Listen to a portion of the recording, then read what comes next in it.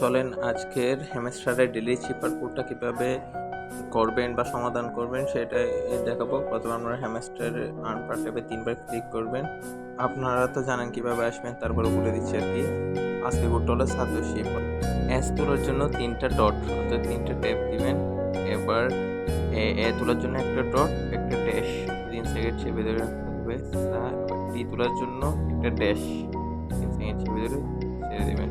তারপর ও তোলার জন্য 3টা ড্যাশ, সাত আসছে, ও তোলার জন্য 3টা ড্যাশ দেওয়া লাগবে। সাত সেই আবার এস তোলার জন্য 3টা ডট, 3টা ট্যাপ দিবেন। ওর এস তোলার জন্য 4টা ডট হয়ে গেছে। এবার আই তোলার জন্য 2টা ডট